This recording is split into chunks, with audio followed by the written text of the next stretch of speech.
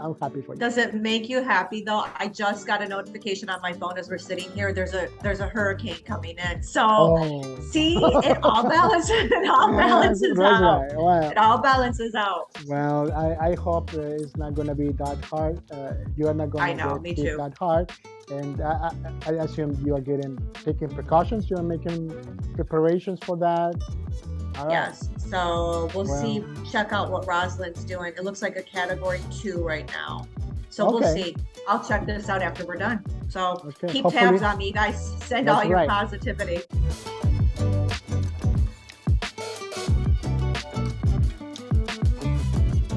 Hey everyone, welcome back to Live Talk. This week, my lovely friend Anna is again with us. Hey Anna, how you doing? I'm doing great. How are you, Armando? I'm doing wonderful. Direct from Puerto Vallarta, and that's why she looks so warm and summery. And I am here in northern Germany. As you can see, I'm getting ready for winter here. And Anna is All I getting can ready say for is, winter too. I know. Lo siento is all I can say. Lo siento. I'm so sorry. Oh my gosh.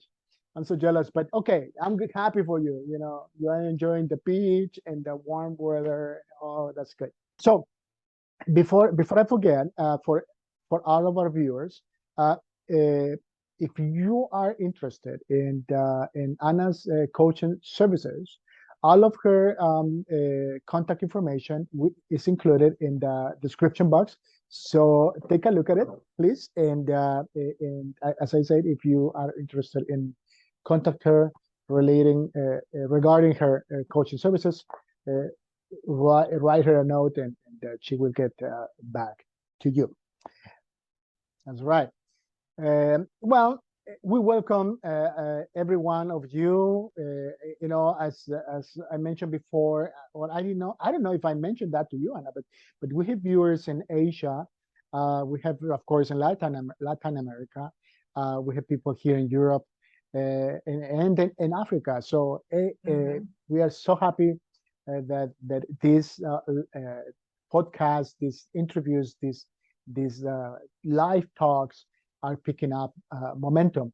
And today we are going to touch a very relevant subject. The subject for today is conditioning. So Anna, take it away. I mean, what is conditioning? What are we talking about here?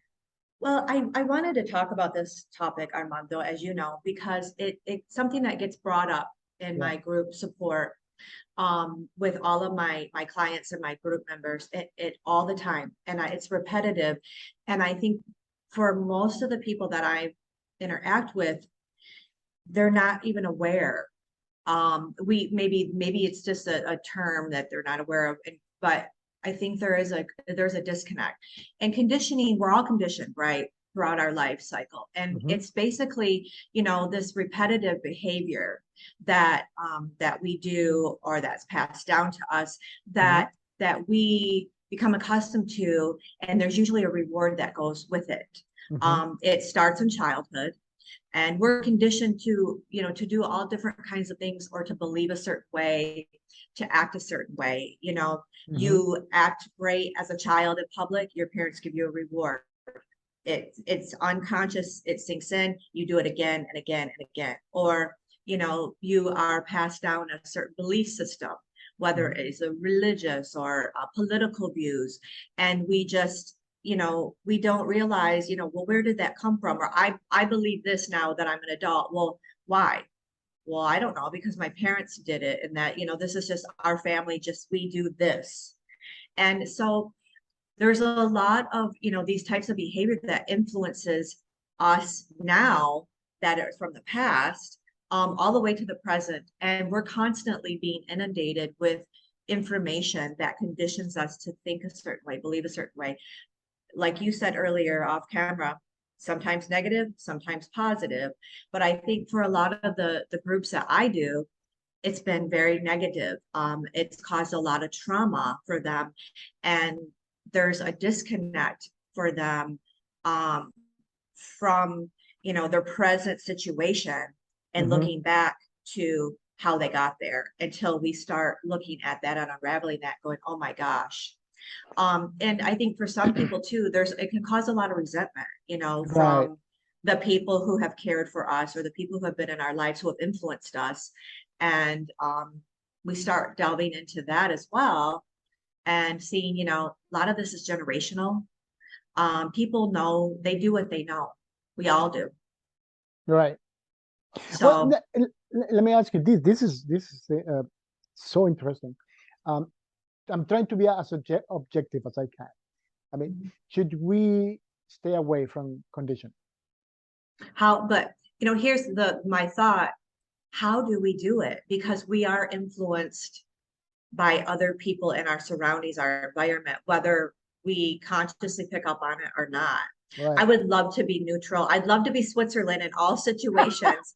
And you know, and I think for some things, again, you know, like I don't have to accept or a belief Right. or something that's being, interjected or, brought into my life. I can choose to say, you know, I can allow it to just pass I through. can say And no. so, yeah, and we don't have to say this is bad or good. It can just be, you know, a thought or that, you know, somebody else's opinion. It can just pass through and I don't have to accept it or deny it. I can just allow it to pass. It doesn't have to be for me. Right. You know, it's just so funny because I remember as a Mexican, you probably will find out very soon.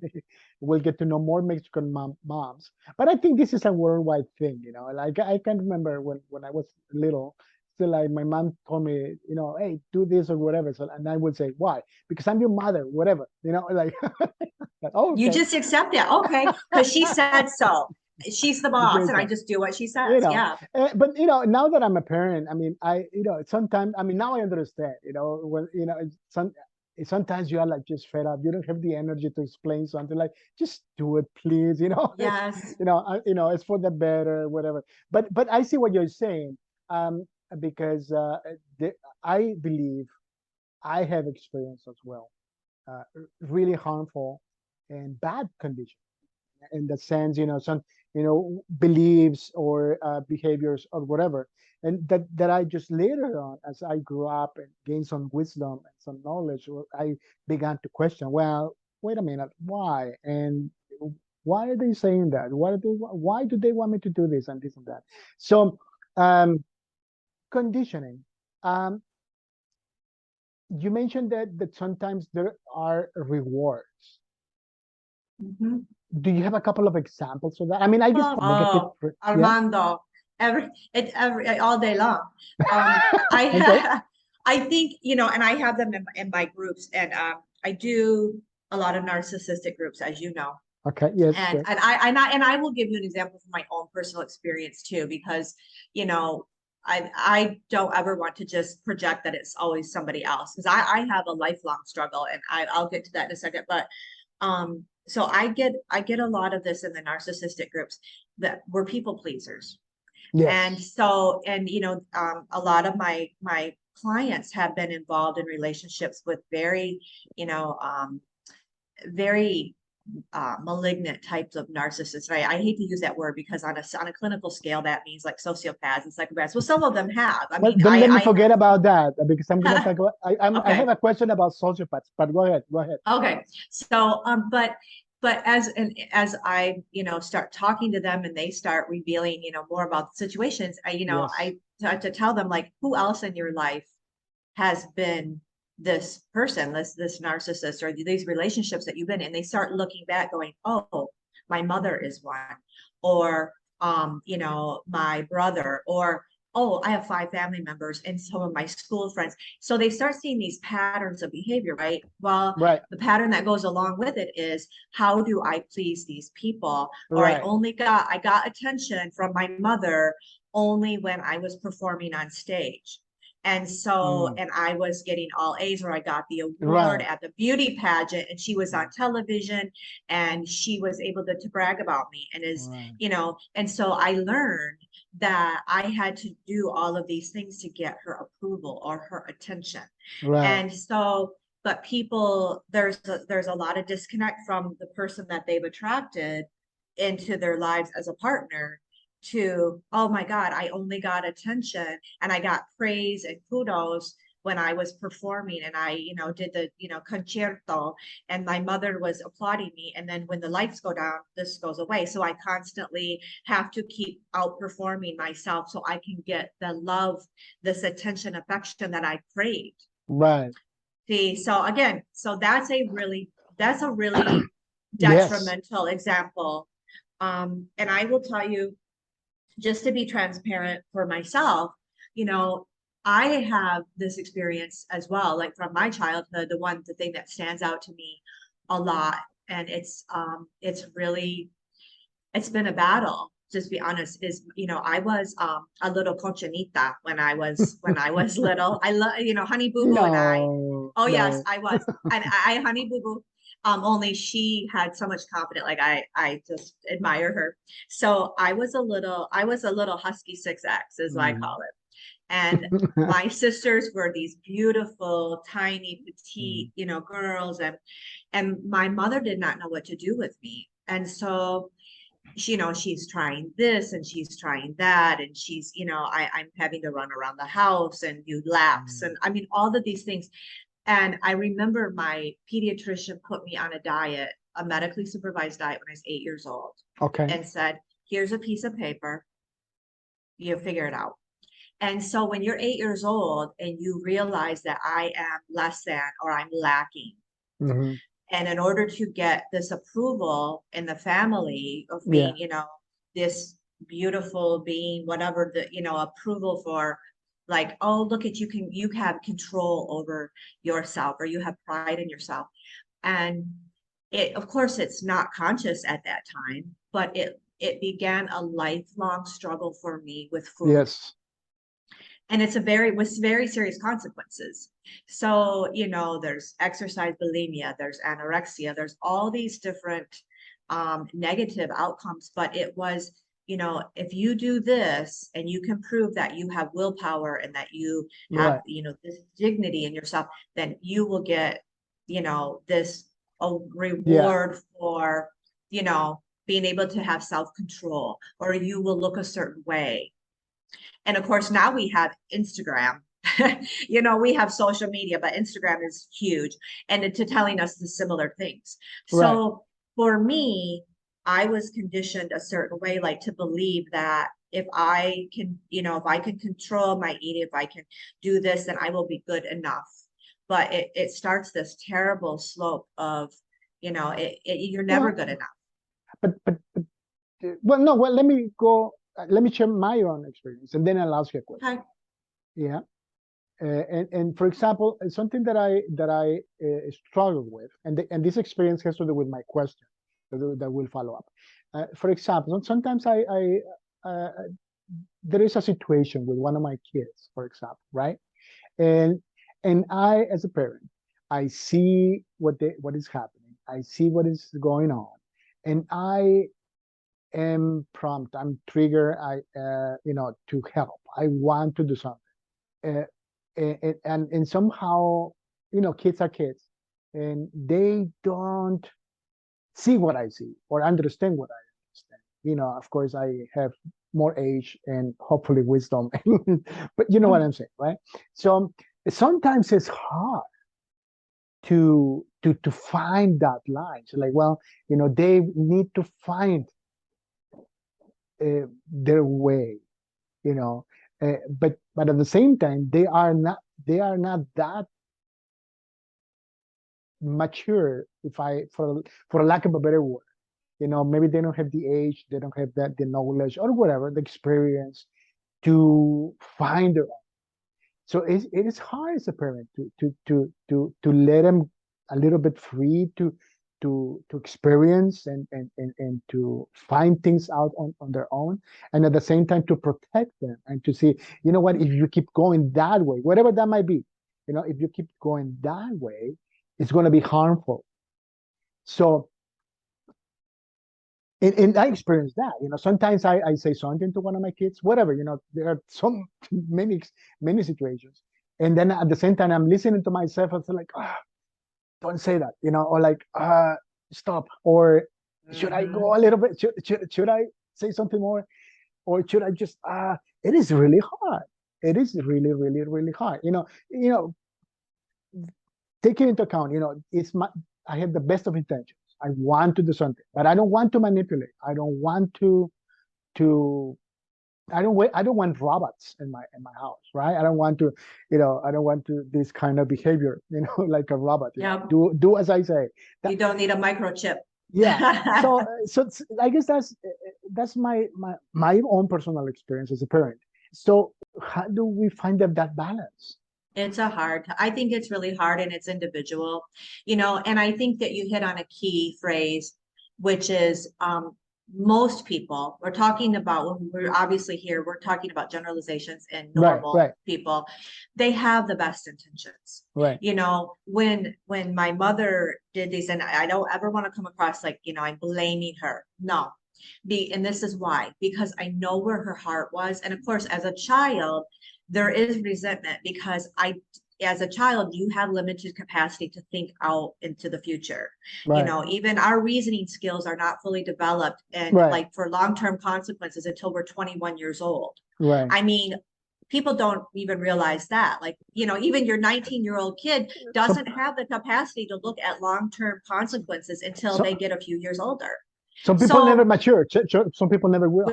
No, they won't. And so some people, you'd be like 48 years old going, why am I still doing the same behavior that I did when I was 18? But the intention was good. And now that, as I became an adult, I could see the panic. Like it's very, like you said, she was passed down these certain behaviors like, well, if you are not a certain way, you're not going to have a successful life, or boys won't like you, or whatever, because that was handed down to her. And it's a generational belief system. And she only knew what she knew to help me. And, my father picked up in a different way. He never said anything to me. He just said, Anna, come on, get your bag. I was probably 12 or 13. He goes, we're going to start going to the gym together. So he turned this very toxic inner turmoil that I had into a positive by just leading by example and taking me and actually putting an action to it and helping me work through it in a different way. But he, he was who he was, and he had a different set of experiences than my mother, who had come from a background of low self-esteem, abuse. Yes. And so she was operating on a system of feeling inferior in a lot of ways for a very long time, and she's been a work in progress. She still is, and she's amazing. And but that's why I don't have that resentment, because I see the connection of where she was coming from. And so as a parent, yes, it is hard because I was going down a path, for reasons unknown to this day.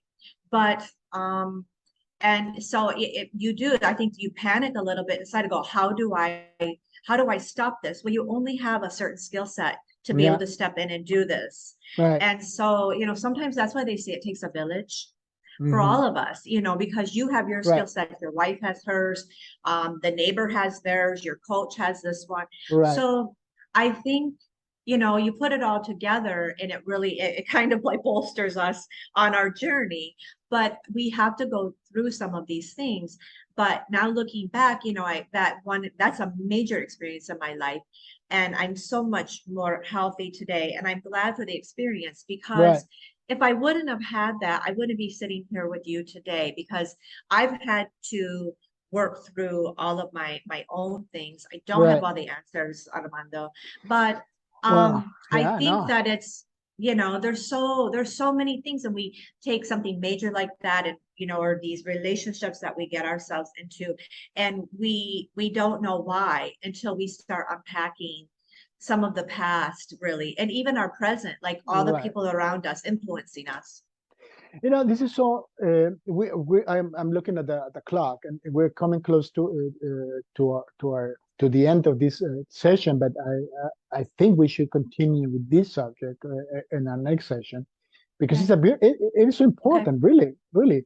I mean, we kind of like went along the path of parenting, but there's so much more, or so many other areas, better say, that conditioning is very relevant, right? And important. Very well. Anna, I'm looking at the clock. If you could take a minute, a couple of minutes, so we can depart with a positive note, what would that be? I think just in general, the takeaway is being aware. I think when we have awareness of anything, Armando, then we can change our lives, right? Okay. Yeah. If we're not aware of something, we will continue to repeat the same behaviors, the same old that we get into a rut with, because it's what we know and it's comfortable and it feels comfortable even when it's uncomfortable. So I think, that's why I was so happy to have this conversation today, because for a lot of people, you're like, wow, I never thought of it that way. Or maybe I didn't put a label on it, which you can call conditioning, whatever. You can call it whatever you want, brainwashing, influencing, influencing. It's just, in our everyday life, just the simple little things. And I think just the awareness piece of why do we do what we do? Why do we believe the way we believe? I think those are so fascinating in their own right. And I think so if we have that awareness, then we can start looking at how are we, positively and negatively maybe influenced, or, okay, what can I do starting now to have a healthier relationship with myself, or be aware of when something doesn't feel right. Okay, and then that gets into intuition, and we can go down this slippery slope for months, Armando, which is what we love to do. We love to But do that. Yeah. yes, we love to do this. So I think, but I think for me, the key word is just awareness. Be aware. And start making those connections and talking them out loud, or putting them on paper, or just sitting with yourself, and realizing you don't have to absorb somebody else's belief system or their values just because your friend comes over and they have influence on you. You don't have to take on what they say. You can agree to disagree, or just let it pass by. You don't have to make an opinion or absorb it as part of yourself. This is wonderful, and we will pick up on awareness the next time we will continue talking about conditioning. Please send us your comments if you have questions regarding to any of the points that we touched today, or maybe things that you would like us to talk about. Send your questions, send your comments, and we will be happy to answer them and cover them. And who knows, maybe develop a whole live talk session on that recommendation that you sent us. Anna, it was wonderful as always talking to you. Thank you very much. Enjoy the hot weather, and stay safe. And the hurricane is coming your way. But please stay safe. Our prayers with you and everyone else in Puerto Vallarta. Well, and to everyone, we'll see you next time. Anna, have a wonderful day. Thank you so much. Thank you, Armando. You too. Bye. Have an excellent and blessed day. Bye-bye.